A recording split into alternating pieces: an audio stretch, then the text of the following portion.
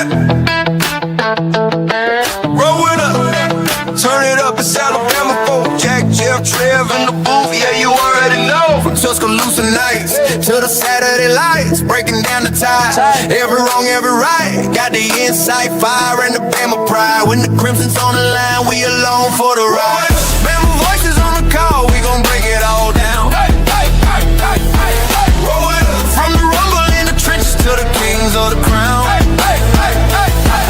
Roll with us. Yeah, the tide runs deep and the show runs strong. Jack, Jeff, Trev, keep it rolling all season long. Every snap, every play, every headline drop. If it's Bama on the field, you know we never stop. Fast take, big stakes, tide talk all day. Alabama by CFB, we don't play. Christian spirit in the air, let the good times flow. Times flow. Roll with us. Only one place to be when you love.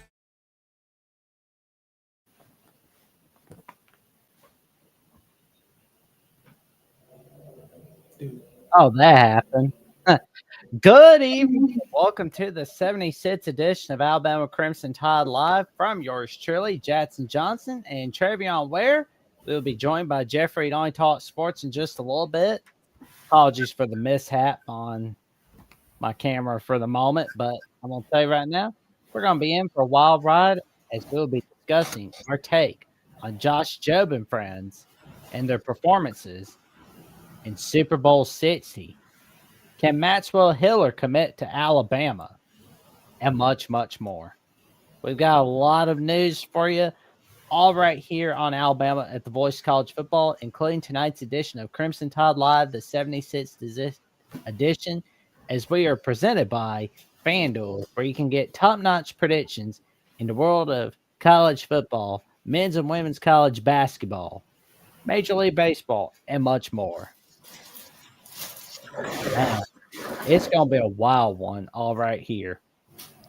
How you doing tonight, good buddy? I'm doing good. Coming off a good Super Bowl weekend. The game was kind of a snooze fest last night, but it did heat up towards the end. But we did get to see a lot of Alabama products make their put their fingerprint on the game, and that was pretty exciting to see. So kind of got my watch worth. Different type of Super Bowl halftime show with Bad Bunny, but it was a good overall weekend for me. So, yeah. Oh yeah, because I mean, like that. I know that people called Super Bowl 5 the Blunder Bowl. I called Super Bowl 60 the Boring Bowl. That's what it felt like, with the exception of a few moments, of course, because it was like the second Super Bowl entering the fourth quarter without a touchdown. The first one without a touchdown entering the fourth quarter was Super Bowl 53 with the Patriots and Rams. Yeah, I was kind of wondering when that was going to score some points. Obviously, Seattle's kicker did a lot of the leg work, literally knocking in 5 field goals, Super Bowl record. I kind of thought he should have got MVP, but then again, Kenneth Walker did show up. But like I said, we did see a lot of Alabama products put their imprint on the game, and that was pretty exciting. Starting out with Josh Jobe yesterday, Seattle Seahawks undrafted cornerback. He did a lot of work. He was very impressive last night.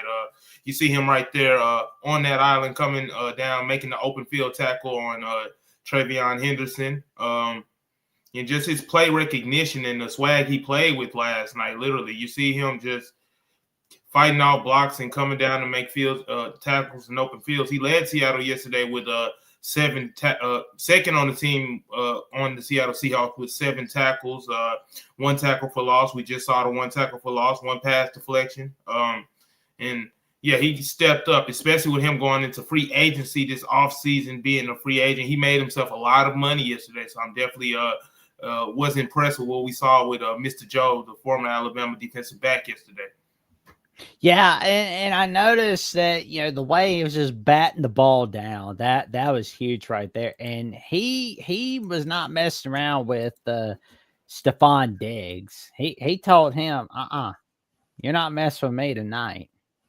Yeah, he got a little chippy with the the veteran wide receiver Stephon Diggs on New England Patriots yesterday, and that Bama grit kind of popped out on him, and he definitely handled business yesterday for sure. I was definitely impressed with what I saw, and him not backing down. That's his second Super Bowl. He played in the Super Bowl with Philadelphia Eagles a couple years back, but this is the first one where he actually had a real imprint, a real role in that nickel defensive back spot, and is playing some corner as well. So definitely impressed with what we saw from Josh Jobe last night for sure. Oh man, like that was like one of my favorite parts because like Joe was just kind of telling him, "Hey, I'm not Cardi B, so you can't do what you do to Cardi B with me." Yeah, you're hilarious. But no, yeah, he definitely came out there with a swag that was kind of unmatched yesterday. He was one of the unsung heroes on that Seattle defense yesterday. That defense was swarming, and when he got his opportunities, he made the most of them. Don't you got the clip of him with Diggs? Kind of the banter back and forth. Oh yeah, I think I've. Oh, here we go. Let's get that clip out the way. Yeah, because that was like one of my favorite parts of the game right there. Here we go, Josh Jobe. There he is. There he is. Shout out to GC new type. Oh, here we go. Yeah, here we go. Boom. Yeah, just giving a little after the play, like that, in the Patriots' head a little bit, surprised nobody got thrown out, but it was after the whistle. Hey, the second man always get caught. So we saw that with Stephon Diggs, and Josh Jobe was able to play with that high intensity to help Seattle take it home yesterday. Another Alabama player that I was also impressed with last night. You look at Seattle defensive tackle Jaron Reed, former Alabama defensive tackle. He showed up last night and clogged up the middle pretty much and collapsed the pocket and made life hard for Drake May. Having two tackles, setting that energy in the interior of that defensive line. And we saw how Seattle was able to swarm last night. We saw how they were able to suffocate and not give New England a lot of time. So he was also another Alabama standout who had his fingerprint on the game as well.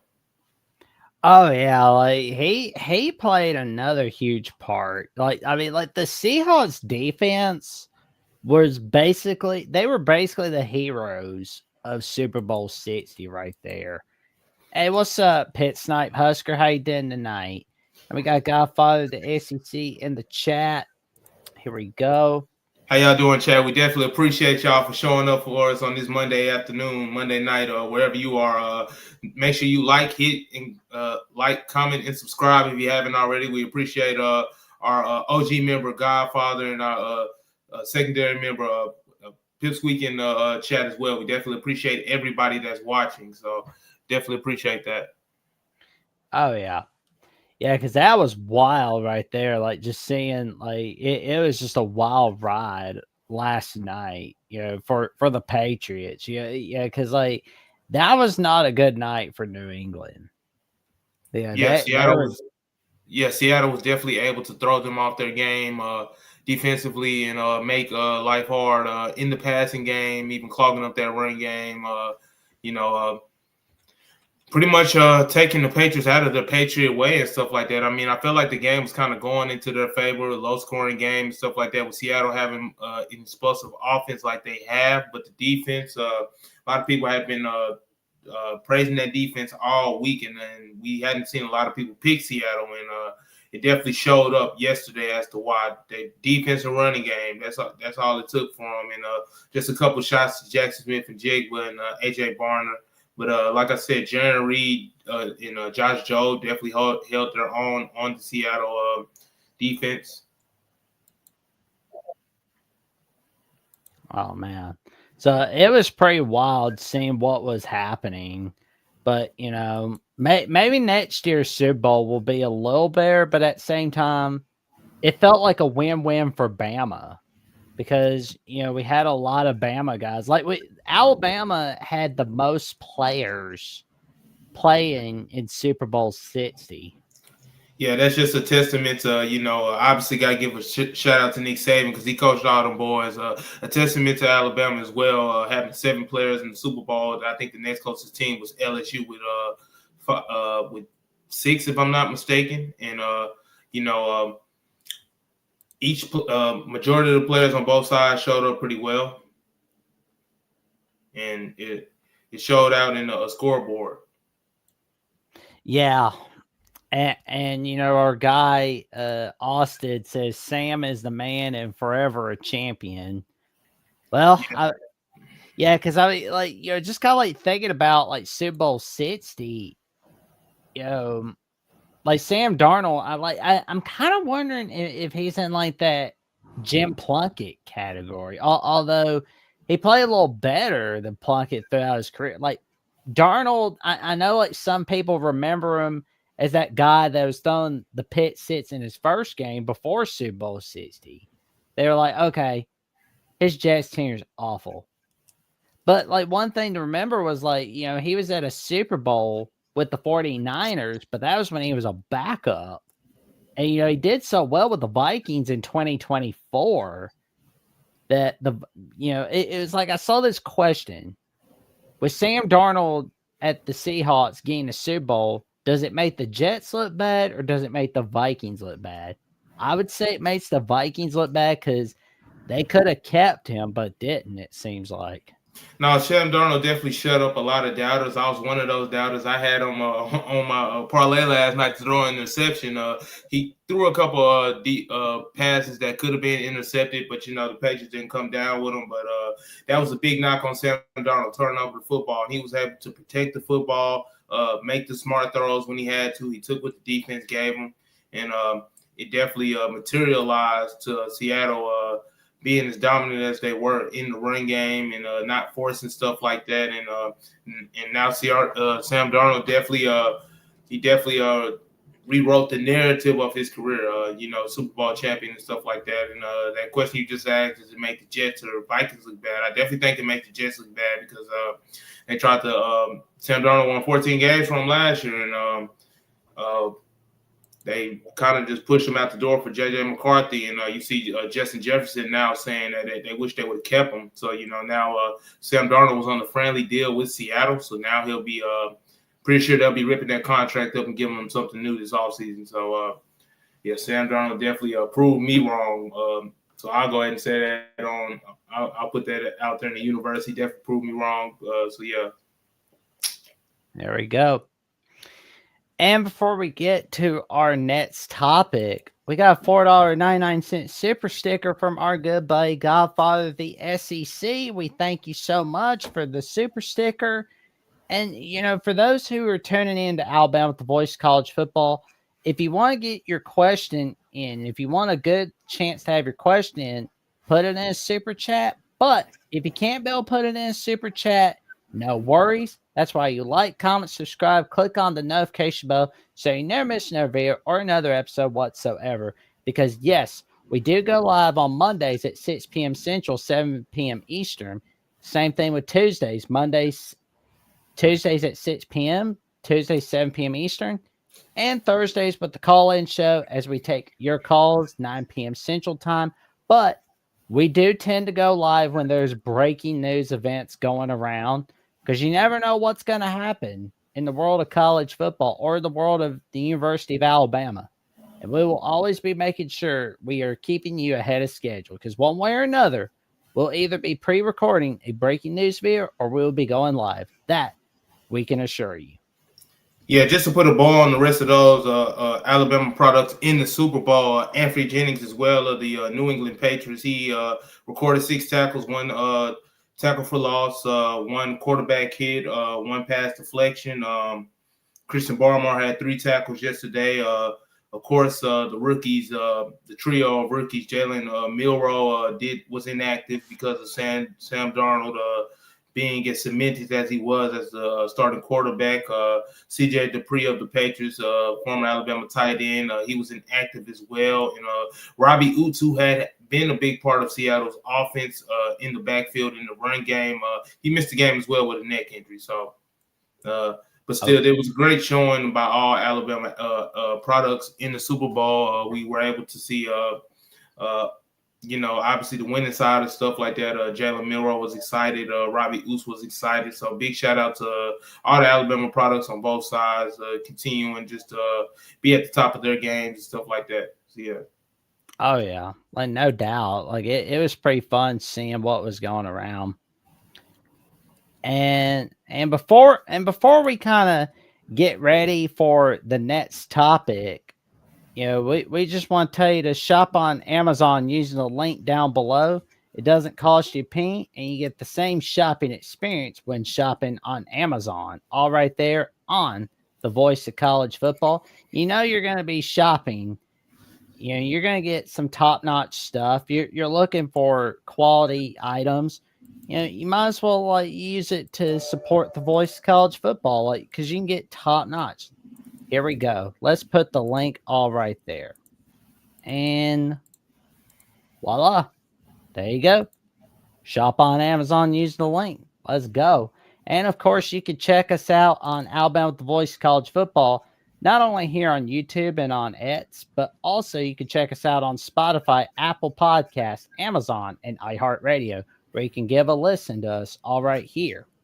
Whether you're running an errand or going to a grocery store or hitting the gym, you'll be definitely wanting to hear some takes on Alabama football and much, much more.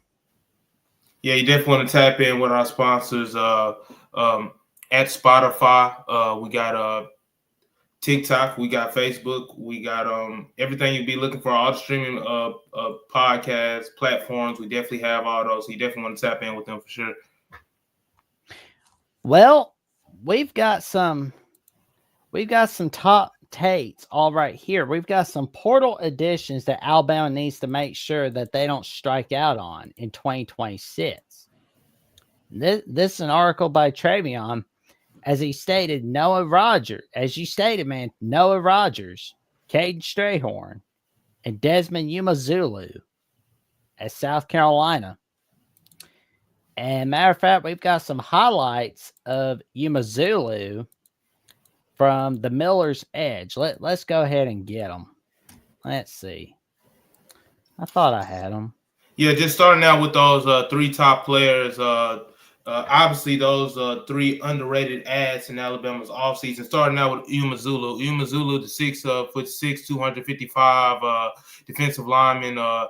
He's going to be playing that bandit role now with Alabama's defense. And, if he can hit how Kane Warmack and others expect him to hit, meaning that the production is there, he can kind of put this defense in a new light, because it allows Kane Warmack to rush forward front and the back end to cover how they cover. So definitely expecting some big things out of Mr. Umazulu. Especially with some of the losses that they took up front, whether that be Kelby Collins, whether that be James Smith, and stuff like that. So definitely expecting Umazulu to be a big part of Alabama's defensive plans this year. Obviously, from a size standpoint, he fits everything that Alabama is looking for. And like I said, he just allows them to play. He allows them to play more comfortable. He allows Kane Warmack to scheme how he wants to scheme. So hoping that he can have a big impact this year. He hasn't had a lot of sacks during his time at South Carolina, but he is one of those guys that under the right coaching, you can definitely see the talent. You can definitely see him potentially transform his game. So I'm thinking if he has a big year at Alabama, it's only going to make the Alabama defense better. So no pressure, but definitely need Umazulu to have a big year. He's definitely going to be a big part of what Alabama wants to do in 2026. Oh yeah, and there's some more highlights of him again.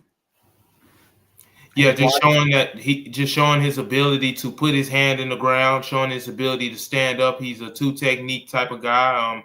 He can bend the corner. He has a lot of speed. He has a fast get off step. He's a sound tackler and stuff like that. So I'm just imagining how Kane Warmack and Freddie Roach can use him as a chess piece to move around the chessboard of the defensive line, and how effective he can be, because he definitely has that size and motor to transform this Alabama defense. So I'm definitely looking for him to have a big year. It might not be stat wise, but in terms of just like the impact he puts on he puts on the Alabama defense and how he can stress a defensive line. I mean, how he can stress an offensive line and be in a quarterback's lap. I think that's going to be big. You see how he's strong at the point of attack with his hands. Like I said, he can stand up. He can put his hand in the ground. And you see the speed right there. So definitely expect some big things out of Missoula this year. Oh yeah, no, he's gonna be rocking and rolling for Alabama, and matter of fact, I believe we have a clip somewhere from you on Noah Rogers somewhere. Yeah, Noah Rogers. We're talking about the 6'2", 205 transfer wide receiver from NC State. He was originally recruited to Ohio State. Before he ended up getting some solid tape at NC State, and he's another player that definitely can do some big things in this Crimson Tide offense. He's one of those guys that's going to be probably Jeremy Bernard's replacement. You can put him at X, you can put him at Y, you can put him at Z. He can even be a gadget guy. He's one of those sure-handed receivers, one of those receivers that can move the chains. Obviously, we see him right there with the contested catch and stuff like that. So I'm looking for him to do some big things in the Crimson Tide offense as well. And another reason why is because he helps settle things down for Ryan Williams and stuff like that. Obviously, Ryan Williams is gonna be expected to have a bounce back year. But he gives whoever the quarterback is, whether that's Keelan Russell or Austin Mack, he gives them a sure-handed target. And also he helps. He could help in the growth of Sedarian Morgan and stuff like that. Obviously, Sedarian Morgan, the talented 6'5", 215-pound receiver from Alexander City, from Benjamin Russell High. He helps him just from the process of not having to grow up too early. Yes, I believe that Sedarian Morgan could come and make an impact from day one. But if he doesn't, this is somebody that Alabama can lean to, a veteran receiver, somebody that can win vertically, somebody that can win on the outside and the inside. So definitely impressed right there. We see the leaps. I said vertically, I was talking about down the field, but we see he got some hops in this game as well. So definitely impressed with what I've seen so far of Noah Rogers. He also helps guys like Derek Meadows as well, the second-year receiver from Bishop Gorman. He helps from a standpoint of, as he continues to get his solid footing in his Crimson Tide offense, he just gives somebody like gives Ryan Grubb a veteran receiver that knows what he's doing. Not saying that those young kids don't, but he's obviously more proven on the college level, so I'm definitely expecting some big things out of Noah Rogers as well. And if he hits off how he's supposed to hit off in Tuscaloosa, he can also have some similar success to how Jeremy Bernard had that similar success in his first year, the second year, and he can end up getting drafted from Alabama in the next couple of years. So hoping that Noah Rogers fits the bill, and I'm hoping that it's a good fit. I think it can be a great fit, honestly. Because whoever the next QB is going to be between Russell and Mack is going to be very happy with the receiving core. They're going to be really happy with the receiving core. Yeah, you talk about that receiving core. Obviously, Lysir Brooks, he came on late last year. Expecting some big things from him as well. Rico Scott, who they were able to retain. I'm expecting some big things as well. But if you can roll out a lineup with Ryan Williams, Rico Scott, Lysir Brooks, and Noah Rogers, and then you can feature some younger guys like a Sedarian Morgan and like a Derek Meadows, I think that's going to be really good for the Crimson Tide offense, because you got different types of receivers with different types of specialties, and all of them are very hungry. So I'm definitely expecting some big things from the Alabama receiving core. And if Noah Rogers can hit it off how I expect him to, it definitely can be a big year. Because a lot of people are not talking about that receiving core, but they definitely have some pieces in that receiving core that can be effective. And you mentioned Caden Strayhorn as one of the other three that Alabama needs to make sure they don't strike out on. Yeah, Caden Strayhorn, we're talking about the kid from Michigan. He was one of 6 offensive linemen that Alabama brought in through the transfer portal. He plays center, but he also has the flexibility to play some interior, like some right guard, I believe. I think Michael Carroll. No, it'll probably be the left guard because Michael Carroll plays right guard. So he stabilizes things up front for Alabama. So definitely hoping that Strayhorn can definitely be as advertised. He came out of high school as a 5-star.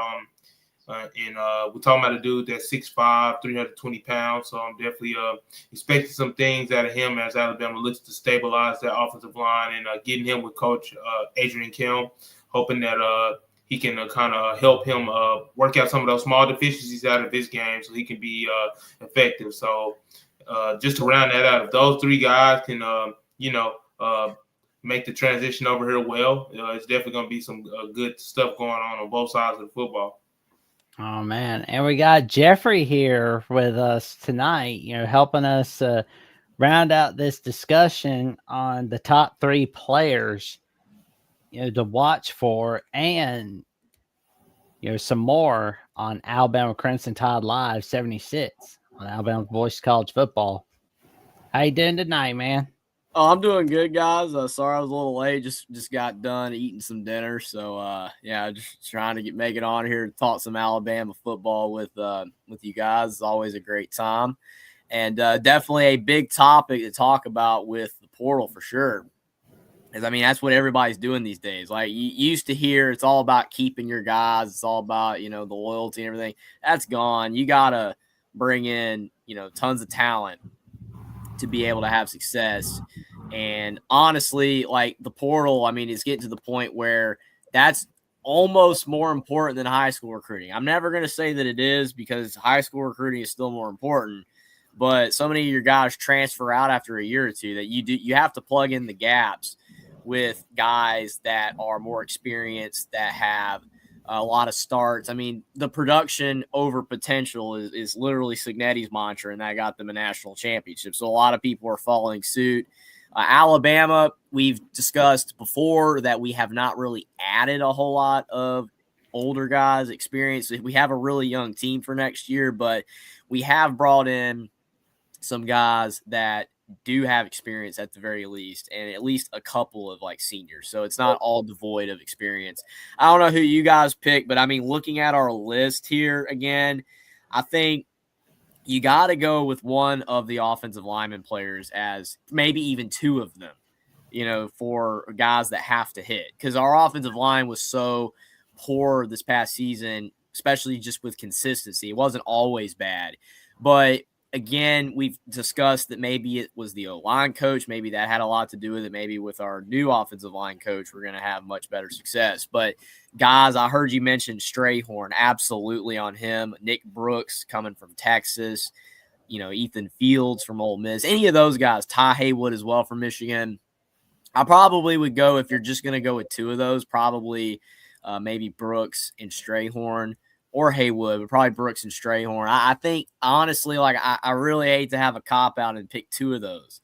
But, again, O-line was so bad for us that, it really needs to hit. It really needs to be good for us next year.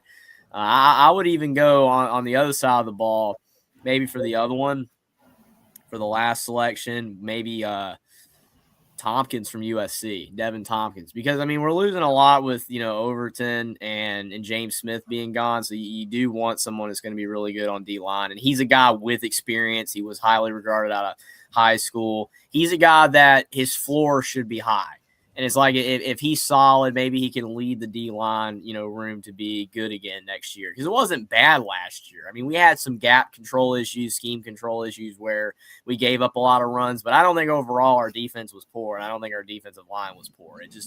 It had its moments, but definitely better than the offensive line. But I would go with Tompkins and then the 2 offensive linemen. I don't know where you guys went, but that's where I would go. Yeah, like I said, I went with Noah Rogers, the receiver from NC State, with them losing Jeremy Bernard and losing Isaiah Horton. He gives them a lot of production. I feel like he's a systematic fit that Alabama sought after. Also went with Strayhorn. Obviously, explained him while you were coming on. Feel like he's another systematic fit because he plays center, but he can play some interior left guard and stuff like that. And Then I went with Desmond Ulazulu from South Carolina, 6'6", 255-pound linebacker slash defensive lineman. These guys are systematic fits that kind of fits the culture of what Kalen DeBoer is looking for from a player build. Obviously, Umazulu from in the stat production, he didn't have a lot of sacks, but I feel like that's with the scheme, with the 4-3 scheme that Kane Wormack runs, rushing 4 up front and playing 3 in the linebackers, and the secondary being in the back. I feel like Desmond Ulazulu can definitely make some strides this year under that defense, and just thinking. With Yonze Pierre playing how he played towards the end of last year, and you look at some of the other young pieces that they have on that back end and stuff like that, I feel like Umazulu, he'll be able to feast, and they'll be able to turn him loose. So I'm definitely thinking that those 3 guys in particular being systematic fits, I think that can definitely have the best chance of being productive this year. And if they hit off the way that they're supposed to, it's only going to make Alabama football better. And but those 3, that's just what I had in mind. So yeah. Absolutely. I definitely agree with the Rogers one too. I wouldn't say that one slipped my mind, but it's just receivers, just something that can be forgotten about because we have so many guys that maybe could break out. You still got Ron Williams, but for sure, he's definitely a big guy that needs to hit for sure. I mean, you even look at running back as well, like some of the other positions, they matter, and we need guys to hit. But the lines of scrimmage, we need a good lines of scrimmage. So definitely I can see the Rodgers pick. What were yours, Jackson? Well, I mean, I went with Trevion on Rodgers, and like basically any one of the 6 offensive linemen for Alabama. Yeah, you went with me on that one. I mean, that's how vital it is. Yeah, and I think I'm going with Umazulu for that one for 3 because I was torn between Tompkins and Umazulu because I'm glad we got Tompkins out of USC to Bama. Yeah, you can't sleep on Terrence Green from Oregon. The other defensive lineman pickup that they got, Terrence Green, is definitely another one of those guys that can fill in gaps, especially with them losing Tim Keenan. Definitely thinking that Terrence Green could be he does it in a different way. He's kind of he's not as heavy as I'm trying to think from a weight standpoint. I know he's taller than Tim Keenan, but those are 2 different body types, so they do it in 2 different ways. But he's definitely somebody that can clog up the middle and collapse the pocket on those quarterbacks. So Terrence Green is also a good suggestion, somebody that can come in and make an impact. He had some production at Oregon as well. So hoping that obviously, you want the whole class to hit, but that's not reality. Sometimes they might not hit in year 1; they might hit in year 2. So that, hoping that any one of those names that all 3 of us named, we can see some production out of them this fall for sure. For sure, man, for sure. And before we get to our next topic, we got a comment from Steve. Salute VOCFB Alabama, worst Super Bowl I've ever watched. Well, it's like I said early on the show to Trevion. People call Super Bowl 5 the Blunder Bowl. Well, I call Super Bowl 60 the Boring Bowl. That's literally, Jackson, like the last few years, everybody's just been like, it's the worst Super Bowl almost every time. Not like that one Eagles-Chiefs one that went down to the wire, and that controversial call at the end. Like, not that one, but some of the other ones. And the 49ers-Chiefs game was good, too. But like, besides those, a lot of the recent ones, people have been like, oh, they're horrible. And I'm just like, I mean, was the game that it was just a standard game? Like it didn't have high stakes. It was a defensive game. It didn't have high stakes. You kind of knew he was going to win the whole time. But I mean, is that like the worst ever? There's got to be worse. There's got to be worse than that. And shout out to the boss man Mark for asking the question of which was the best Super Bowl in our minds. Which I mean, me personally, I'm kind of just like. I'm gonna go. I'm gonna go way back in the archives for that one. Okay. Yeah, well, I mean, it's completely different. It's completely different though if you pick something that you watched. If like a game that you actually were in front of the TV and you sat there and watched. Because, I mean, obviously, some of the most classic football games of all time go way back. I mean, some just how iconic they are.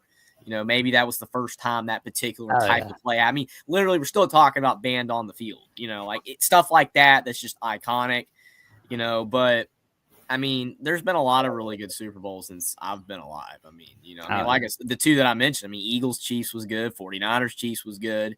No. The game where Russell Wilson threw the pick at the end, Seattle, that game. Super Bowl 49. Seattle and the Patriots. That was a good game. That was a classic. He throws the pick at the very end, and Marshawn Lynch is like, that's iconic. Super Bowl 3, I love it for a lot of reasons because, the guarantee that Namath made, at a bar the night before, and it's I love the little backstory that he tells in June of 2019 on the Howard Stern show of what he did before then, where he had a little fun with a waitress, of course, but he did a lot of that back in his day. But he explains a lot of it in his book, because then night later, boom, he was making magic, waving number one finger against the Colts. So much so that the Colts are like, okay, Earl Morrall's not working out for us. We got to go back to the GOAT himself, Johnny Unitas. Okay, that's not good enough. We lost. Yeah, for me, I just think back at I think back at one of those Tom Brady Super Bowls when Tom Brady first went to Tampa Bay and played Patrick Mahomes in the Super Bowl. That was a definitely iconic game. Tom Brady showed his greatness going to Tampa Bay in that first year and resurrecting that team from the ground up. Obviously, I'm a big Tom Brady fan, but another game. I think back to when the Ravens and the 49ers played in Harbaugh Bowl. The Harbaugh Bowl, and the lights went out in the Super Bowl 47. Yeah, while Beyonce was performing, and I remember I was a kid watching that, and Michael Crabtree has the chance to catch that last pass. Colin Kaepernick kind of throws it too far out of bounds, and that's how that game was decided. And seeing Ray Lewis get his Super Bowl ring and stuff like that. Him and Ed Reed, that just takes me back to a different type of time. When I was a kid, I was like, dang, how long ago was that? So for me, those two games stick out particularly.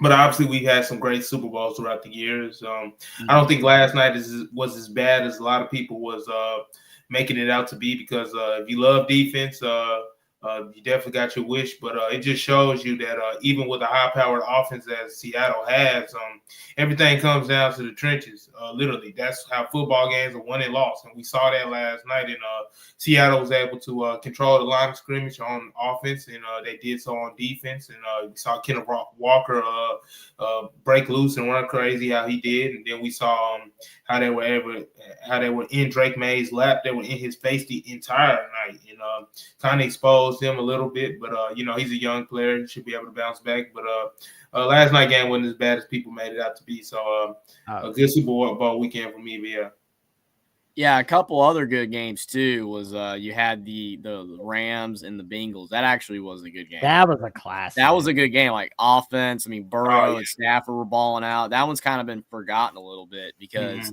the Bengals have fallen off so much. But that was a good game. And the Steelers, I was really little, but the Steelers Super Bowl back in Tomlin's beginning. San Antonio Holmes back in the end zone. And Tom Randall L with the pass, the Indiana alum, man. Like, that was a good one, too. I was like 3 or 4. I don't even know if that even counts, but I've seen the highlight of that so much, but I know that I think I was watching that. Larry Fitzgerald, yeah. That was a good one as well. Crazy that was a great one. So many good ones. Classic. Oh man. Well, I will say maybe we're not like Joe Namath where we're guaranteeing everything the night before after 4 or 5 drinks. That's for sure. But we can't guarantee you that Valentine's Day can be an awesome day for you if you're getting top-notch merch from Alabama with the Voice of College Football, especially with the trucker hat, the dad hat, the T-shirt, the sweatshirt, the heavyweight T-shirt, the polo, the can cooler, the tumbler, and the game day mug. Now, gentlemen, that feels like to me that would be a perfect Valentine's Day gift right there. Yeah, even if it's just a gift to yourself, man. Like I said, I don't have no Valentine's Day, but still the same. Even if it's a gift to yourself, you gotta. I don't even know, but college football, Voice of College Football at the Alabama channel definitely has everything you need. From the cups, the coolers, the tees, the sweaters. We definitely got all the merchandise that the average fan will be looking for, and if you hop on there, it also helps us make a buck, and it also helps you come out with something sweet. So definitely want to tap in to see what type of inventory we got for sure. I wish Steven had never thought that one up. Oh my goodness. What? What? Yeah. Are you serious? Like pull that one up, Jackson, if you don't mind. Like what are we doing right now? Yeah, no. Hey, I got everything I needed to hear from that guy when Indiana won it all. That's enough. That was enough. Man, people are crazy. Man. Hey, only in the off season. Oh man! But now it's time for our overreaction or reaction segment from JD Piquel from On3, and he's just kind of looking at the Alabama Crimson Tide to see whether they can make the playoffs with the schedule that they've got. And what I'll do is just kind of pull up the schedule right quick because I think Alabama can. I really don't think there should be any worries because I mean, like the September slate looks like a cinch, but South Carolina is not exactly an easy game like some people make it out to be, especially if you watch the last 2 years against South Carolina. Yeah, looking at the schedule, man, obviously you get off, you start out with Eastern Carolina, Kentucky, Florida State. Obviously it's going to be a focus to beat Florida State, but you want to go week by week. But looking at the schedule, it really just depends on how quickly Alabama can grow up this young team because they have talent, but it's how quickly that talent can realize from a player standpoint that hey, this is where we need to be and stuff like that. We're talking about on defense, being it, playing assignment football and stuff like that, and on offense, how quickly Keelan Russell or Austin Mack, I believe Austin Mack, if he was a quarterback, he'd probably have an easier adjustment because he's seen more college football. But still the same, how fittingly those pieces fit around him because you look at the offense, they're only returning 2 starters in Ryan Williams and Michael Carroll. So for me, it's really just how quickly the team can grow up. Like, I mean, they have one of the youngest teams in college football, just being honest. I mean, everybody knows this by now. They only have about 8 seniors. So it really just depends on how quickly Kellen DeBoer and the coaches can do from a coaching standpoint to get them ready to play in these hostile environments. I mean, yes, a lot of these players have played, if not traveled, but it's a different thing when you got to do it. So, I mean, at the end of the day, it's just gonna depend on how quickly players realize their potential and how quickly they start to tap into that potential. But I definitely think it's going to be a solid year for Alabama. Obviously, the 10-win mark is the mark that everybody has to get to make the college football playoffs. We haven't seen a 9-win team get in. I don't want to be one of those fan bases crying at the end of the year trying to politic for 9-3 because it does not work. Yeah. We saw it with Texas Longhorns. It did not work. We saw it with Alabama the year before. It did not work. So, obviously, you got to win the games you're supposed to win. So, hoping that Kellen DeBoer can, win the games that they are supposed to win, play methodical football, use their youth to their advantage because, I mean, there are a lot of advantages in that still. So just try to find those different advantages, find ways you can motivate players and stuff like that. But I definitely think that 10 wins is the floor of this team for sure. Hopefully we don't tank under that floor, but that's for them to decide, so we'll see. The biggest thing for me, go ahead, Jackson. Yeah, and I noticed like Piquet was saying like a lot of the exact same things we've been talking about, like the offensive line and the quarterback concerns that on this challenge. You know, he was talking a lot about that.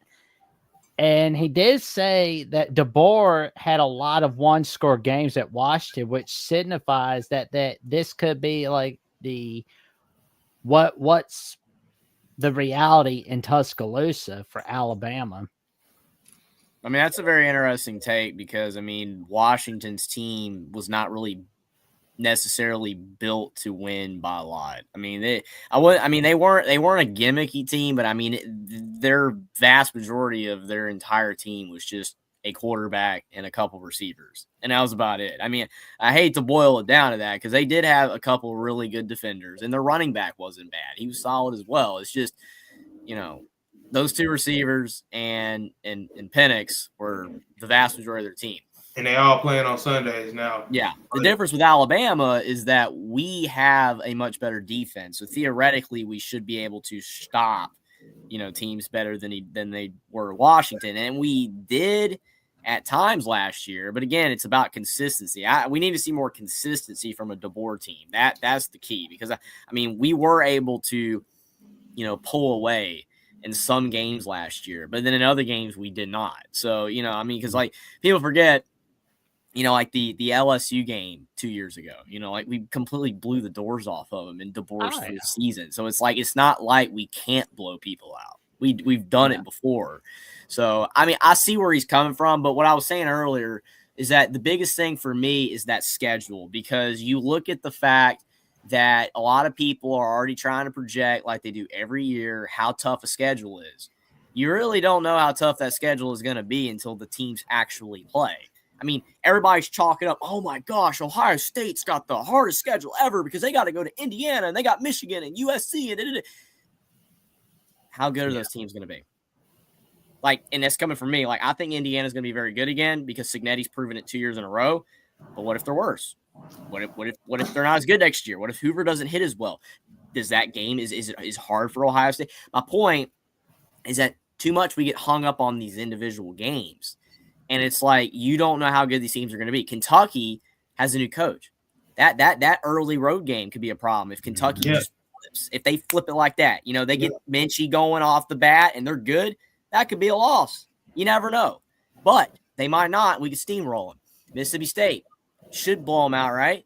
My point is that you look at the schedule and you see at Tennessee, you see at LSU, you see at Vanderbilt.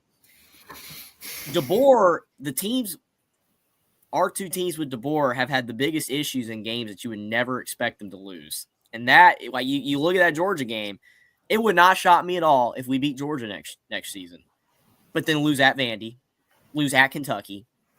You know what I'm saying? That's this team's quest that they tried to do better last year at, but you still had Florida State, which you can kind of chalk up to Simpson's first game. Florida State peaked in that game, all that stuff. And Oklahoma at home, stuff like that.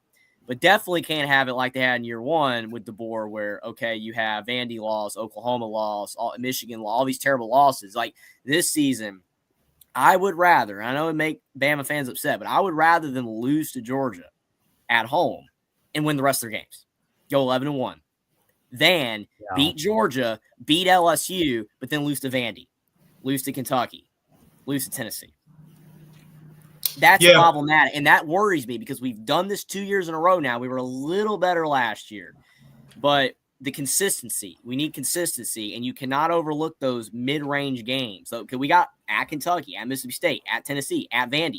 Those games might be more problematic than Georgia LSU because that's just, for whatever reason, the way that DeBoer's teams have operated.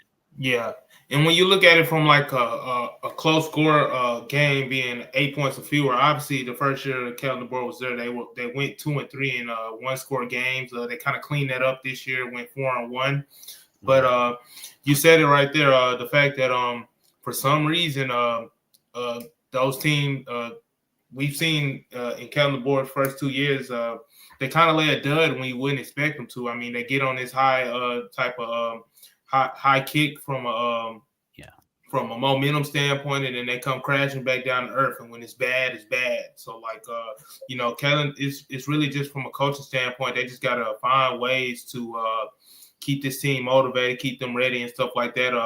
You mentioned the Kentucky game. That's going to be some of those kids' first time traveling and stuff like that with the team being so young. And, Kentucky, that's going to be their home opener probably. If not, or their second game and stuff like that. And there's no telling. That's always a weird place to play. And then you look at some other games, Vanderbilt can't snooze at Vanderbilt. We saw what happened the last time they went to Nashville, Tennessee. And then the homecoming game, which they announced last week, Texas A&M versus Alabama being the homecoming game at home.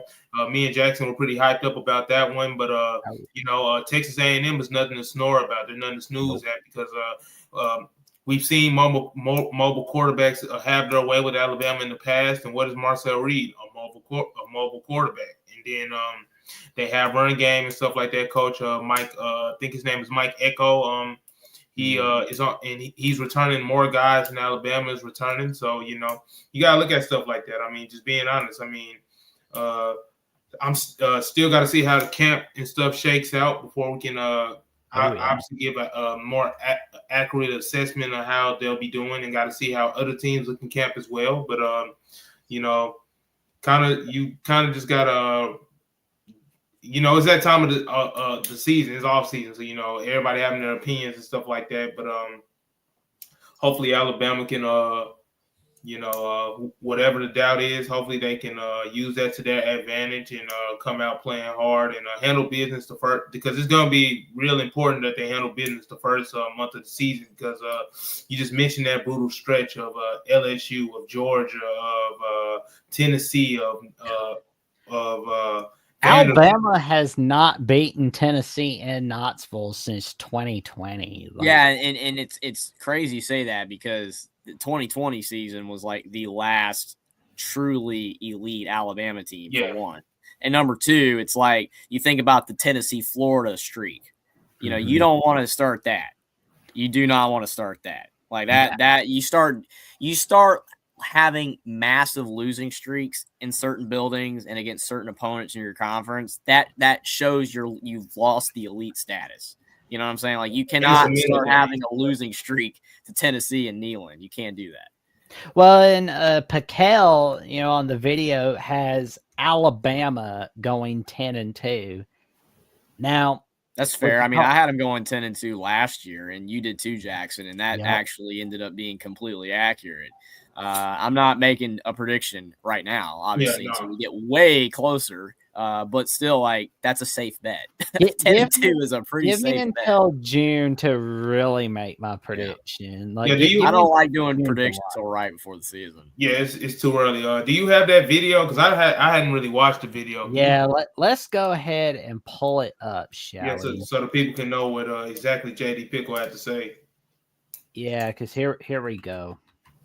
Let's go ahead and pull him up. By the way, he is one of the many go-tos on college football content. I can tell you right now, he's my go-to for sure. One of my many go-tos. Let's go ahead and pull it up. Here we go. Boom. Holes on defense. Yet again, they had a couple of mistakes that were uncharacteristic. But with that being said, Bama found a way to get it done on the competitive plays and the margins and the big moments. I think that's on the table here, knowing what we know about Kalen DeBoer football teams. So for me, look at the over-under win total for ourselves here on this show, The Hard Count. We'll see what Vegas says. I think 9.5 is probably a fair place to put it, while also baking into account the potential of what your quarterback is going to be. I mean, again, Keelan Russell was a 5-star guy. Austin Mack, year 4 in the system. We know these dudes are talented. If they weren't talented, they wouldn't be at Bama. Ryan Grubb and Kalen DeBoer, they know quarterback play. They wouldn't have these guys in their quarterback room if they didn't think they could do what they needed to do to get them where they wanted to go. So you have that peace of mind with a reasonable floor attached to it at a decent level. I think 9.5, though, to be honest with you, kind of puts you on that playoff line, which is what we've talked about now for the entirety of the segment. For Bama in 2026, for us on this show, it's going to be about, can you make the college football playoff for the second year in a row? It's Anything less at Bama is below their standard. Yeah. Well, Jody, you can't judge him on the Nick Saban scale. It's not fair. He's the greatest of all time. I understand. We've said that many a time on this show, comparing DeBoer to Saban. While we've done it at different points throughout his first year there, we've kind of come around to the thought. It's not fair. You're 100% right. But even with that being said, Saban or no Saban, it's Alabama. Day, Titletown. Say what you want to say about Saban. There's a standard in that college town, in that building out there in Tuscaloosa, of competing for national championships. And if you're not at least making the tournament, we got problems. We got real problems. So we'll see what the line of scrimmage is. We'll see what the support is around the quarterback. We'll see who the quarterback is here as this thing develops. But I think over under 9.5 is the right place to put them, because if you go over there, a 10-2 Bama is making the playoff. Bama fans, let me know your thoughts. If the line was over under 9.5, what do you feel comfortable putting your money on? I call that a reaction right there. Yeah, man, he made a lot of solid points. It's definitely going to come down to the quarterback play, as it always does. Which quarterback is systematically more fit in the type of offense that Alabama wants to run. But I do believe around 10 wins, man, that's the floor, man. That's got to be the floor. I mean, because that's the goal. I was trying to make the college football playoff and stuff like that. With Kellen DeBoer going to a pivotal third season, this definitely is a pivotal third season. You got some people talking about it's a rebuild. Some people talking about it could be a reload. I've been trying to gauge what exactly I think it is. Probably going to have to go out there to spring ball to actually see to know. But I'm definitely thinking that the defense is definitely going to be the strength of this team. The defense has more continuity. Returning Bray Hubbard and Keon Sabb was big. Getting Yanze Pierre to come back, that was big. The defensive additions that they made, having some experience, defensive additions like Devin Tompkins, who was successful out there at USC, that was big.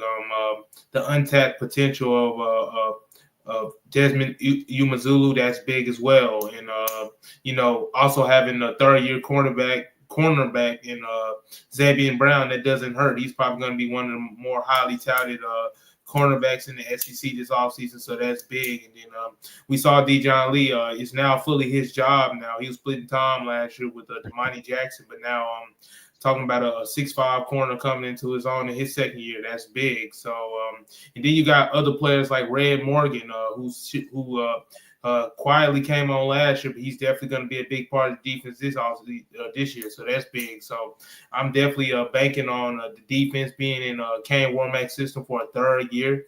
Defense should definitely lead the way, especially in the early goings of the season while the offense tries to find themselves, especially up front in the offensive on the offensive line, and then deciding, are you going to go running back by committee, or are you going to have a main running back? Obviously, they got some options back there with Daniel Hill. They got EJ Carrell, who's coming in his third year. They got AK Deer, the talented running back, true freshman last year, who really couldn't get him on the field just because he was just going through some growing pains as a freshman, learning the playbook and stuff like that. And then you got some other options as well. Kevin Riley, who stepped up in some big moments last year, but was just the inconsistency of the offensive line. We never could see who really could take that next step into being the caliber back. But we've seen in the years past, Alabama usually has about a good 1-2 punch in their running back room. I'm expecting the receivers to be good, because I definitely think Ryan Williams, he has to bounce back for his future, for his football career. He has to have a good junior season. It's no ifs, ands, or buts about it. He has to have a good junior season. Lysir Brooks, I expect him to continue to play with that chip on his shoulder of being a 3-star and making the big plays when the ball comes his way. Obviously, we talked about Noah Rogers. Systematically, he fits what Alabama is looking for. Him and Jeremy Bernard kind of the same body type and skill type. And you just look at some of those younger receivers like a Derek Meadows. Does he come to his own this year? You look at Sedarian Morgan, the 5-star receiver from Benjamin Russell. He's 6'5", 215 pounds as a freshman. So, he's already got that NFL size and stuff like that. So it really just depends on how all these pieces fit. I said it earlier. I'll say it again. I just think it's just about how quickly this Alabama team can grow up. Because like I said, it's more youth than experience. So how quickly can they grow up? How quickly can Kalen DeBoer and Ryan Grubb coach this team up? How quickly can they install the offense that they want to install and get those hiccups out the way? Because there are going to be some hiccups. It always is, especially with a young team. But they have the talent to overcome it. But how quickly can they grow up? That's what it is for me. So, yeah. Agreed. But the interesting thing for me with Pickle saying that 10-2 is, like I said earlier, that's a safe pick. 10-2 is absolutely a safe pick. It's how you go 10-2 if they do go 10-2. Because last year, how they went 10-2 is not how anybody thought they were going to go 10-2. Yeah. And the year before that, they went 9-3, and they did not go 9-3 the way people thought they were going to go 9-3. And there were a few, but I was one of those few people last year that when I said before the Florida State game, everybody was like, oh my gosh, this is a must win. They have to be Florida State. I said no, because I remember if that. they lost to Florida State, I was like, they could still beat Georgia. Yep. They could still beat these big teams. And guess what? They did. I was even a little shocked myself, but I believe because what we did the year before. That is what worries me, because I don't know what Alabama fans, because Alabama fans are a little iffy on DeBoer right now. They're not, most of them don't want him gone, but they're a little iffy. But what do you prefer? Because right now we're not getting 12-0 DeBoer. We're not getting 11-1 DeBoer. But do you want him to lose that game or two every year that against the Georgia, against the LSU if Lane gets them elite again? Do you want to lose that type of game? Because then you become James Franklin. James Franklin at Penn State. Guys like that where, oh my gosh, you go 10-2, 11-1 every year, but you can't beat Ohio State. You can't beat Michigan. You beat everybody else until this past year. But before that, he was on a consecutive streak there, 10-2, 11-1 every year. Same thing. Beat everybody except those same two teams. DeBoer's not doing that. We've beaten Georgia several times. Yeah. We're getting all these big wins. We're still nationally relevant, but then we're choking against garbage. No offense to some of the teams we've lost to, but pretty much garbage compared to what we've been doing. So Alabama fans are upset because DeBoer's not consistent. But would they be more mad about what's going on now, or if we were beating everybody and losing those two big teams every year? I don't know. I think either way, they're just mad. But, I mean, at least when you're beating the Georgia, at least when you're beating the LSU, it gives you the belief, hey, this team is still elite. Because when you get to the point where, hey, we can't beat those teams, we're not in that comparison room anymore, and we can only beat everybody else, then I think DeBoer's cooked. The key this year, though, is you got to find a way to be on that Georgia level as close as you can, but take care of business against everybody else. That is such a key thing. I keep stressing it because I think Alabama, honestly, the last two seasons has been probably one of the top 5 most inconsistent teams in all of college football. But you don't know what you're going to get. It's that simple. You do not know what you're going to get. And like I said, it would not surprise me. They lose to Kentucky in week 2. I'm not predicting that. I'm just saying. They lose to Kentucky in week 2, and then everybody's like, oh, my gosh, DeBoer's gone. Get him out of here. Then they beat Georgia. Then they beat A&M. Then they beat LSU. And you're like, oh, my goch, we're back. And then, oh, you choke to somebody late. You know, it's just like Vanderbilt. You know, that's the thing. Like, it's weird. But we don't know what we're going to get from this DeBoer team. But if they go 10-2, that's great. But you're probably not going to go 10-2 in how you think again. Yeah, my thing is this. I just don't want them to lose late because that's always fresh on the mind of the committees. If you lose late, you kind of at their mercy at this point. And we saw what happened, Alabama losing late to Oklahoma that past year and them barely getting in. People argued that they didn't deserve to be in, and everybody's entitled to their own opinions, but it kind of showed a little bit in my opinion. But still the same. It's just how you lose, like you said. Especially with a young team, it's gonna be some speed bumps in the way early. But yeah, I remember, in the weeks leading up to the SEC title game, we all talked about whether like Alabama would get in because of like being in the SEC title game or not. Play that game. You do not want to play. You do not want to have that conversation again in 2020. Well, the thing for me is I thought that they had to be competitive in that game, and they were not competitive in that game. I mean, honestly, like I said, I'm glad Alabama made the playoffs. We're all glad they made the playoffs. We're Alabama fans. But being objective, as I can be, or subjective, or whatever word it is, because I do get those two confused. But you know what I'm saying. Trying to look at it like impartially. the fact that Alabama got blown out in that game, I know we've talked about this before, but they didn't fall a spot is jarring. That is jarring. I know who they were comparing them to. Those teams weren't whatever, but it's interesting. It is interesting. And then the fact that they got blown out to Indiana in the playoff and they still remained in the top 10. We finished the season ranked 9th in the nation with 4 losses. We've never really talked about that, I don't think. Yeah. We did a little bit, but I don't think we really stressed that. No. We're still Alabama. The voters, like, I've seen so many Bama fans say, oh, the committee hates us. Do they? Because if they did, how are we ranked 9th? We're ranked 9th, man. We lost 4 games. We lost 28-7 to Georgia and then 38-3 to Indiana, and we didn't fall a spot. They scored 10. That scored 10 points in those 2 combined games. Yeah, didn't even fall a spot. No comment for me. No comment for me. Oh man, yeah, because like I remember, yeah, because it's like I hope we don't have to go if Alabama's in the SEC title game, they're automatically in. We don't want to have that conversation again. It depends on what's around, though. I mean, if they're 10-2. And they, again, I think that Georgia win carried us hard. It really did. It's like if we beat Georgia again and LSU, and maybe our 2 losses are like the A&M and Vanderbilt, and they're both pretty good, and we're 10-2, and we're like around that 8-9 range. If we're in the SEC championship game again, they're probably going to put us in again. I thought we were out. I was almost on the. I thought we were out last year because Georgia destroyed us. Yeah, they just flat out destroyed us, and we didn't fall a spot. So I was like, okay. I'm cool with it, but it's weird, man. Like, because usually you get blown out in a game, you're falling. But like I said, I guess they were Alabama. It's SEC championship game, and they really do not want to de-emphasize the championship game because if they had have knocked out Alabama, they could do that to BYU, and it's like, well, it's BYU. But if they had done that with us, that would have been the death knell for the championship game. That's why they don't want to do that. They don't, because then they're going to be like, well, see, you can't play in the game because, see, Alabama would have gotten in. That's not fair. And that's true.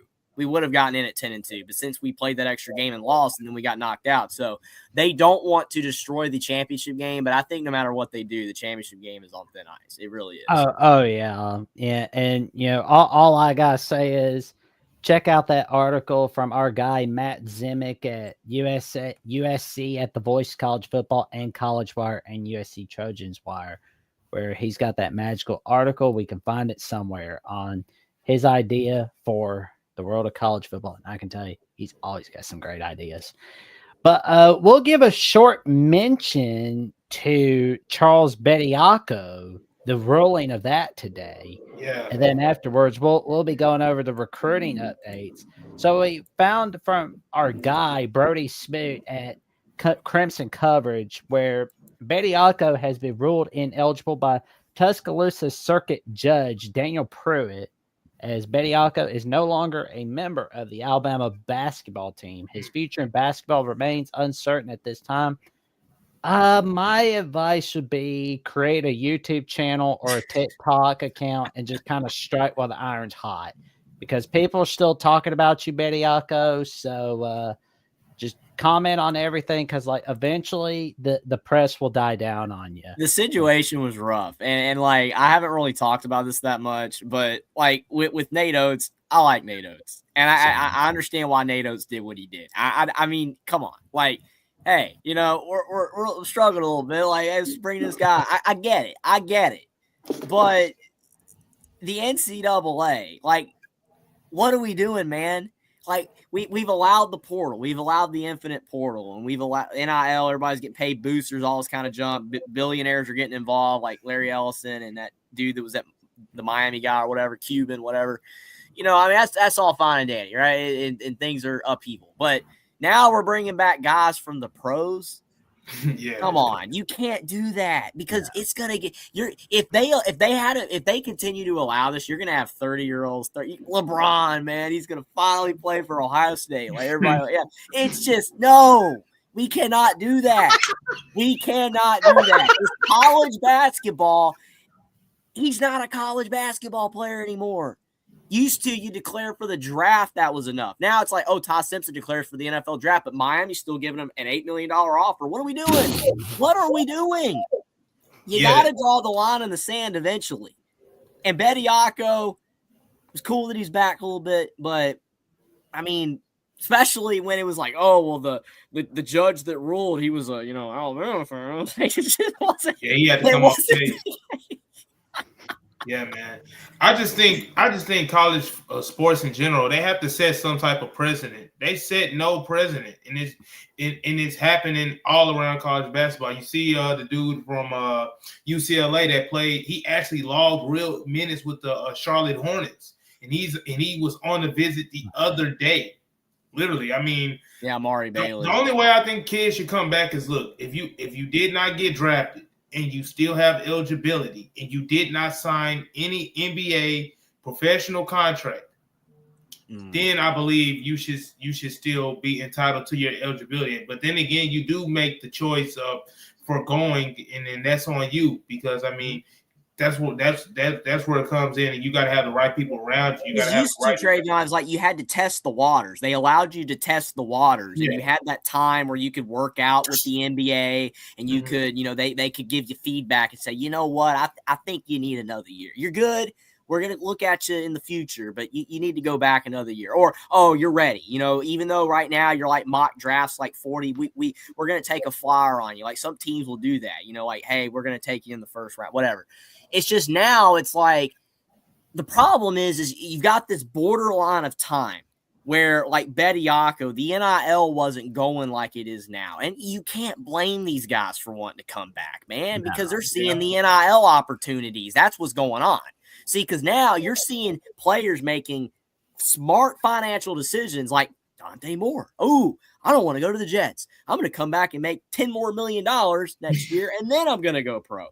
That is the difference. See, Bediako and Bailey and these other guys, they didn't exactly have it this way. They just didn't. It wasn't like that then. Now it is. That's why they want to take part in it. But see, the rules are the rules. You're supposed to test the draft, and you go or not. And a lot of these guys, I don't know why they left. I mean, I could go back when I was, a teenager and younger. And so many players, I'm like, why did that guy go to the draft? Why? And it's like, now I know for a fact that player would have come back, and maybe he could have had a better career. But they go pro. I mean, you think about guys like Jarrett Culver. I mean, he was the 6th pick of the draft. That guy's just gone. He's history. Like nobody talks about him anymore. He was really good at Texas Tech when they went to the Final Four. But like guys like him, I mean, some players bust, but there's just more guys that are kind of on the fence. Like, are they ready, that are coming back now, that back in that time they left? And it's just the way when the NCAA, so how you could grant a player an extra year due to circumstances, like before, where it was like 2010. Y'all remember Houston quarterback Casey Keenum? Yeah. Where he got hurt week 2 against UTEP on Friday, September 10th of 2010. Mm-hmm. And Houston was like, shoot, we're screwed. We got to make a plan, and fast. And they make an appeal to the NCAA going, can we make an exception for Casey Keenum? And the NCAA is going, wish granted. They see Houston having a top-notch 2011 season, with the exception of their only loss to Southern Miss in the Conference USA title game on ABC. But I don't think that's how, like, the NCAA. I don't think they planned on, like, Bediako or Aguilar. The problem is, Jackson, is called the slippery slope, and I'm not going to talk about other slippery slopes. But the problem is when something gets instituted that seems fine, like, okay, that makes sense. It's an exception, right? Mm-hmm. It's called an exception. Then it becomes the norm and the rule. That's what happens. So it's like you've got that Case Keenum situation, perfectly okay, right? Like, you know what? He played one game. Now you're seeing coaches like, oh, we should allow him to play in 9 games and get a red. What are we doing? That's like basically a full season. It's 4 right now. And it's like, okay, 4. Cool. Or like basketball, I think it's Yeah. like 8 games or 9 or 10. It's somewhere 8 to 10 games. And then, but I mean, we're getting to the point where it's like, I mean, you're going to let them play 9 games. Oh, in the 9th game, he gets hurt. Oh, he should get a whole nother year. Really? Yeah, I don't yeah. understand how some of these players are getting 7 years. I mean, make like TJ Finley. How is he getting a Man, 7th year how? eligibility? How? It's just like, oh, well, he was hurt in 1 year. And then I thought it was 1 medical redshirt. That's 5 years. That's 4 and a 5. Like, okay, so a regular redshirt and then a medical redshirt is 6. Where's the 7? Where's the 7? Nobody's explaining that to me. Like, okay, Trinidad Chambliss doesn't get another year, but TJ Finley does. I thought the COVID season, That's supposed to be gone by now. Yeah, 2025, that's the last year of that where you get like a red shirt due to the COVID year. But And what sucks about that is they gave it to all the players that didn't even actually need it as badly. They didn't give an extra year to the seniors that didn't make the tournament that year. That's what sucks. Those guys are the ones that deserve another year. They didn't give it to those guys. They gave it to the following year. Yep. Okay. So again, it doesn't make any sense. I'm not trying to hate on all the rules. I'm just saying that some of the rule changes have been made in the past to grant like exceptions.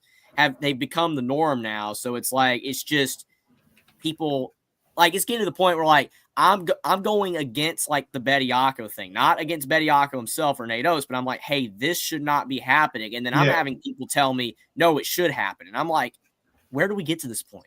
People were all about rules, and now it's just like, okay, it's okay for it to be the Wild West. Okay. Yeah, you got to take your fandom out of it at the end of the day because it's better for the game of college basketball, the college athletics in general. I mean, we seeing the NCAA not being balanced across all fronts, and now we get in situations like this. And now you look at it from Alabama's standpoint. I've been seeing some whispers and stuff like that. Are those wins going to be vacated? I mean, Bediako didn't have just a big impact on the game. I think he scored. I think the highest he scored in the Alabama uniform since coming back was like 15 points. But you see him coming back now and them losing him and him being ineligible. They did win games with him. So I'm like, are those wins vacated? I mean, stuff like that happens. And then I've been seeing some people talking about Alabama's going to be punished around tournament time and stuff like that. Some people going to make it an example out of Alabama now and stuff like that. So now I'm like, was it worth it? I mean, I just don't think it was worth it. I mean, yeah, you try to get if you're a coach, you're always trying to look for ways to upgrade your team, upgrade your roster, upgrade your title chances. But like now, after seeing the whole thing unfold after like a month and a half, I just don't think it was worth it. So yeah, and you know what? It also doesn't make sense, Travion, is how like Illinois and some of these. I think Illinois for sure, but I've seen a couple other programs do this where they've been bringing guys like European players coming over, and they're granting them eligibility mid-season. That's crazy. What are we doing? If you come over during the season, don't you have to wait till next year to play? Like, are you serious? Like, Illinois' got a stacked team, man, and you're just making it even better. But, like, that's okay. Like, I'm not – the Bediako thing shouldn't have happened, but that shouldn't be going on either. You cannot be granted eligibility. You cannot join a team, commit to a team, and play mid-season. That's not how that works. That just shows the unbalance of the NCAA. Like I said, that shouldn't happen. I mean, like if they're going to bring them over, that's fine, but it got to be at least a month or 40 days or something before the season. You should be in camp or something. Got to enroll in class and something. You see people joining teams mid-semester. I'm like, so how is he is he even a full-time student? Like what? Like, but yeah, and that's the whole thing. Like they did the portal window around the academic calendar. Yeah, it was crazy. But yet you've got players doing what you just said. So it's like, what's the point of the academic calendar? And half the players aren't even in school anymore. Because again, like Carson Beck hadn't been in school in 2 years. He graduated. And it's like, at least TJ Finley is getting a master's degree. Cool. But like Carson Beck, he was done with school. So like, what are we doing? And I agree with Steve's point about adapt or get left behind. But there's a difference between adapting to certain things. This is just obscenity. It's obscene, insanity. I kind of combine those words together. You know, Yeah. like it doesn't Right. make any sense. It makes no sense on what's going on. This cannot be adapted to, because if it does, you cannot call it college sports anymore. It's just not. If you're allowing guys from the professionals to come back, if you're allowing guys from other like European leagues and other places be granted eligibility mid-season, if you're allowing all these athletes that are supposedly student athletes and they're not even in school, what are we doing? It's not college sports anymore. It's not. It's amateur. If they want to not make it college sports anymore, then we can do all this, but it's not college sports anymore. It's not. It's over. But calling it college sports and amateurism and student athletes and all that and all these protections and rights when they're basically professional athletes at this point, no, can't do that. You can't have a foot in both lanes. You got to pick one. It's either college sports and we're going to have these rules, or you're just going to go wild, wild west, and it's basically professional. And they just so happen to play on universities because it doesn't make any sense. Oh man. Yeah, that's where I'm at with it. But I know Jackson. We got to get to our last topic here. Sorry. Oh, it's all good. Yeah, because Bama Boy 2296 was asking, have we covered Maxwell Hiller yet? Well, not yet, but that's why we saved the best for last, is the recruiting updates for 2027, because we've got some. Here we go. And he's going to be choosing between Alabama, Florida, Ohio State, and Tennessee. And he's going to be visiting those schools in May and June. I believe he's visiting Alabama in late May. Now, keep in mind, we just might do a watch party for the commitment of Maxwell Hiller when he does decide when he's going to commit. Whether if it's Alabama, Ohio State, Tennessee, or Ohio State, we will keep you updated all right here on Alabama with the Voice College Football, but also on each of the VOCFB channels. Now, let's see what he can do with those weights, shall we? Yeah, man, we're talking about a kid that's a 5-star, 6'6", 305 pounds. He's one of the more athletic offensive linemen. That's something that Kalen DeBoer had at Washington. He's been trying to integrate here at Alabama. You know, he's trying to get some of those heavier guys to, be lower to that, close to that 300 mark and below and stuff like that. Just for the type of offense that they want to run. They weren't able to pull and stuff like that last year. And his body type, it kind of fits perfect for what Alabama wants to do. He has a lot of whoever wrote it. That was funny. But no, he has a lot of athleticism and stuff like that. The kid definitely has he just dropped it like it was a pancake. I'm just worried the weight was gonna hit his foot, man. Yeah. Oh man. You're talking about a kid that has like we said, it's top 4: Alabama, Tennessee, Florida, and Ohio State. He got the big hitter swinging at him, and we can see here why in a minute when we look at the tape. Interior offensive lineman. That's definitely something that Kalen DeBoer definitely wants to get in the building. He is very versatile for his age and position. He's going into his senior year now. Oh, here we go. He's going to be a senior.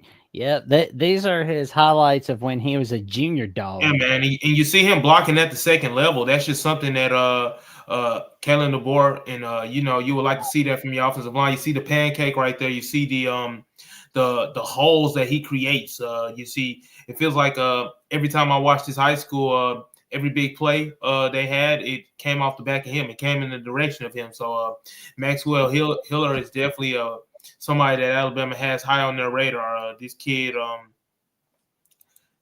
blocks at the second level. He's very athletic for his size.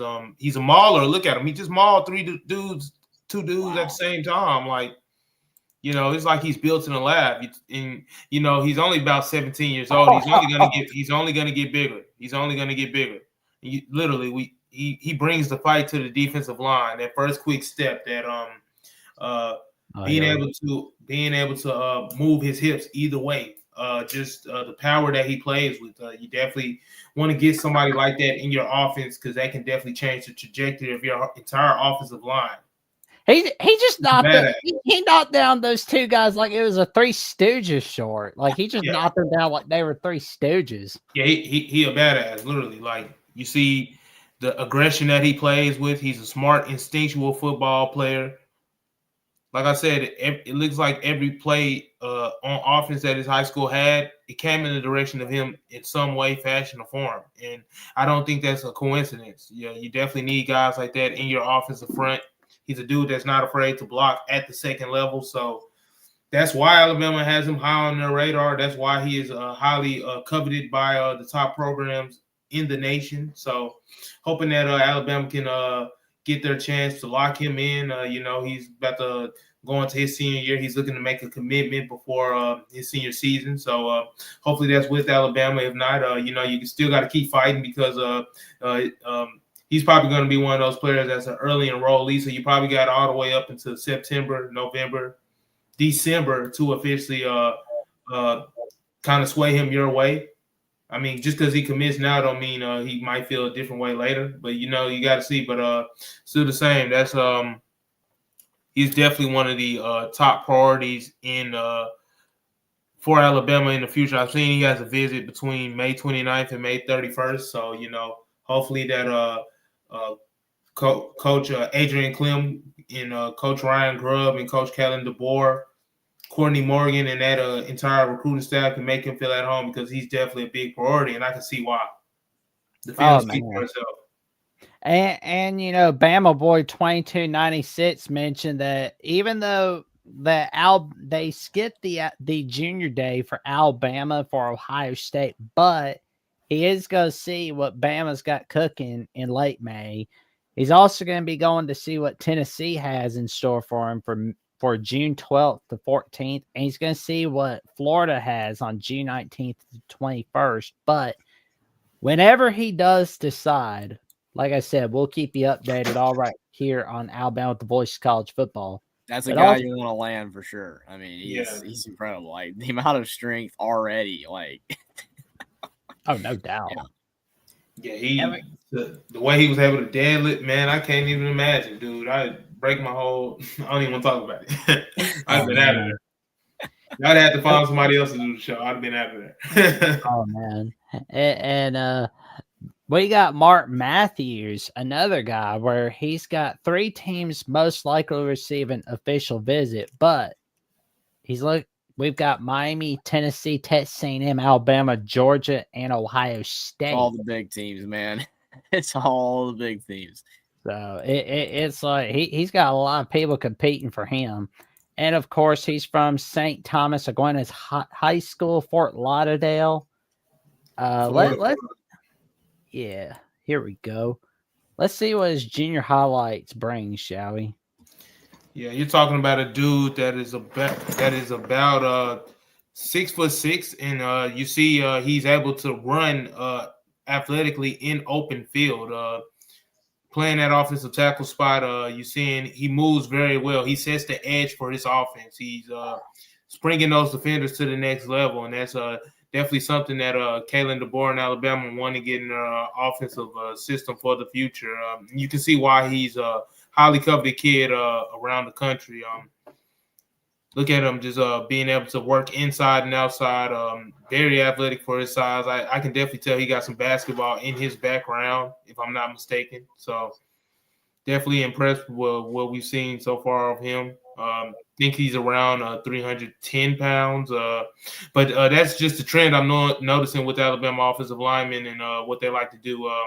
They're trying to get these offensive linemen slimmer and stuff like that. He plays with an attitude. You see him taking pride in those pancakes and stuff like that. So, and that quick first step is amazing. Like I said, just like I said about Hiller, it seems like every play St. Thomas had, it comes in the direction of him. It comes off the back of him, and that's not a mistake. He's dominating at the high school level, so that's definitely you definitely want to get players like that in the building for sure.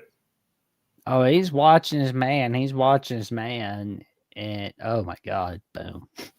Like I said, just setting that edge. He's an edge setter. That's 6'6", 300 pounds. See, I said 310, 6'6", 300. So like I said, you see that's the trend that Alabama wants to go for. They're going for those more athletic offensive linemen. They're going for those offensive linemen with quick feet, but strength, and they're kind of built. And both those players fit the interior mold and outside mold of what Alabama's looking for in the future as they continue to construct this roster under Kellen DeBoer and Ryan Grubb. So definitely hoping we can get both these guys in town and get some commitments out of them, both going into their senior season. So it's going to be exciting to see.